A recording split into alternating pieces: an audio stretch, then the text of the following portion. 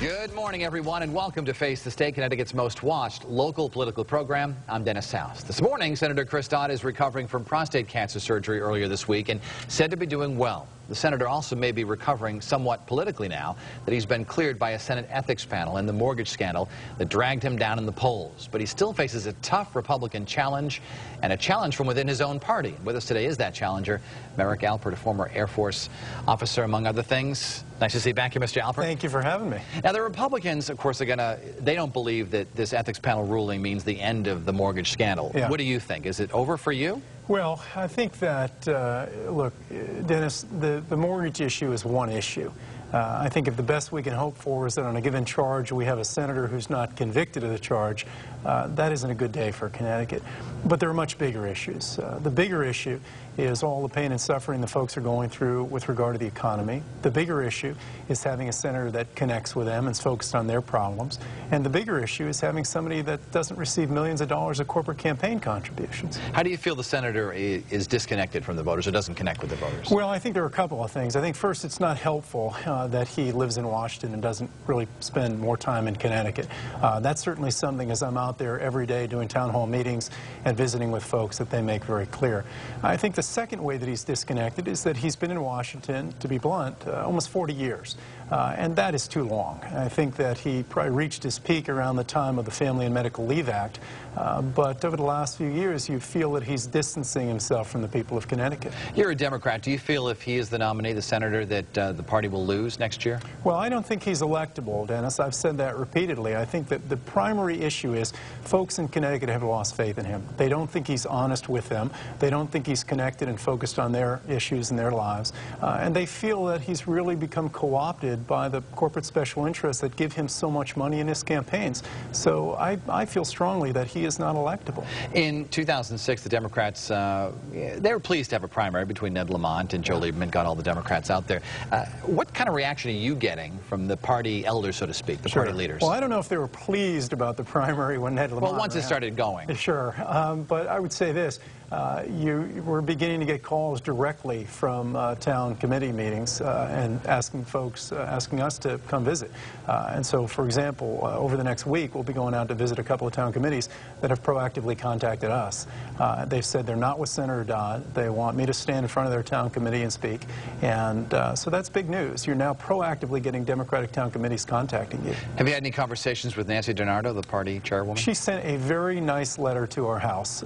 We had bought a couple of tables for the Jefferson-Jackson dinner. We've been going for years. That's the big, as you know, the big Democratic fundraising dinner.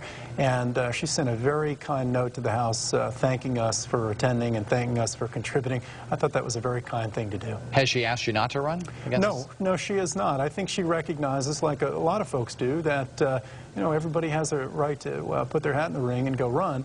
And obviously, I'm the person who stepped forward of all the registered Democrats in the state. I'm the one who's challenging Senator Dodd. Have you had any conversations with any of the Dodd campaign?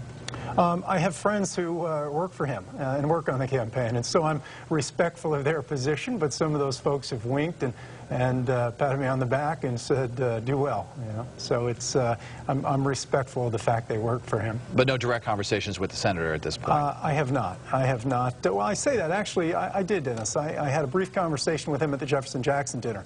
I was standing on the bed of my pickup truck waving to folks on their way in. There were other supporters of mine waving signs. I saw him on the way in and waved to him, and then in the event, later in the evening, I shook hands with him, and we spoke for a moment or so. Did he wish you well or ask you not to run? Well, he actually said, gee, I'm disappointed. I thought, Merrick, that you were going to help me out. And I said, Senator, I am going to help you out. I'm not sure he thought that was as entertaining as I did. Yeah, I don't think that he saw it the same way at all. As you look at the Republican field shaping up, who do you think the Democrats have a best chance of beating? Rob Simmons, Tom Foley, Sam Caligiuri? Well, I think it's early on to say, and what you're going to have to see is not who raises the most money for those folks, but who actually goes out there and stands before the town committees, who goes to the country fairs, who meets folks and does well. I know Rob Simmons is out there working hard. I see him at various events. We both spoke a couple of weeks back at the American Legion annual convention. But I think it's early to tell who's going to be the strongest. Let's talk about health care reform, certainly a big issue. A lot of voters, you know, concerned about, you know, wholesale changes in the way that the healthcare system is run in our country. What would you be doing if you were in the Senate right now to change that? I could tell you that of all the town committee meetings we hold, of all the visits I have with folks every day across the state, the single most asked about issue is healthcare. The economy is number one, but healthcare follows very closely behind. As you know, 15 or 16 years ago, I worked on the Clinton healthcare effort on the political side, trying to help organize political support for it. What I saw happening then is what I see now, and that is the Republicans are doing everything they can to slow it down and put roadblocks up. I think that a couple of things have to happen. First, I think it is essential to learn the lessons of what happened last time in the failed effort. You have to do town hall meetings. You have to stand in front of the people of the state and explain what's happening. One of the things I see out there every night when I'm doing town hall meetings, people have an enormous number of questions about what the proposed legislation is, and no one's answering those questions for them. My fear is if that level of uncertainty keeps up, you're going to lose the core Democratic base you need to support that legislation. How does your view on reform differ from that of Senator Dodd's? Well, my main thrust of it is that I'm not controlled by the corporate special interests who give him so much money. A couple of weeks back at our home, we received a mailing from him saying he was a terrific guy and we should support him regarding health care reform. At the bottom of that mailing, it said it was paid for by the pharmaceutical industry, and I know other efforts to promote him have been paid for by various special interests like insurance.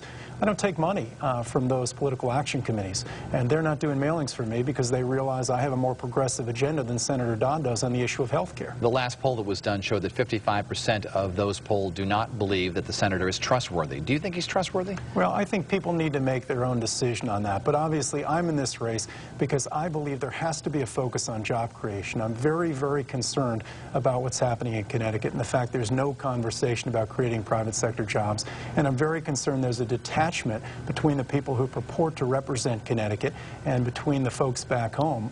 Part of that is about trust. If people don't have trust in these folks, Dennis, then it's very hard to make progress. What if someone is concerned that a year from now, if you beat the senator in a primary, that you would go to Washington if you should win with a lot less seniority than the senator has right now, that you might not be able to bring home the bacon, so to speak? Yeah.